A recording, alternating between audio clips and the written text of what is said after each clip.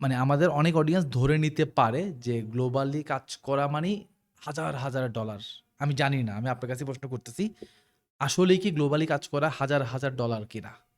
আচ্ছা, ভাইয়া এটা হচ্ছে যে আসলে একটা খুবই ইম্পর্ট্যান্ট একটা জিনিস।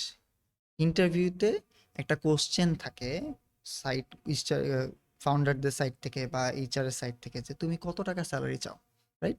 যখনই একটা মানুষ আসলে ইউএস বা বাইরের ইউরোপের কোম্পানির সাথে হচ্ছে যে আসলে কাজ করতেছে, আচ্ছা বাংলাদেশে যেহেতু এটা ইউএস কোম্পানি, ওর এখানে হায়ার করতে আসলে 10,000 টাকা লাগে, 10,000 ডলার লাগে, রাইট? বাংলাদেশ থেকে ওকে হায়ার করতেছে, তার মানে সো আপনাকেও যে 10,000 ডলার দিবে এটার কোনো হচ্ছে যে নেসেসারি না। সো আপনি আসলে অ্যামাউন্টটা একটা রিজনেবল অ্যামাউন্ট বলবেন। অনেকে হচ্ছে যে গ্লাসডোরে যায়, যে দেখে আসলে এই স্যালারিগুলো কত। গ্লাসডোরে কিন্তু একটা ওভারভিউ দেয়। সো ওই ওভারভিউ যদি দেখেন আপনি যে $5,000 ওভারভিউ, তাহলে আসলে হয় না।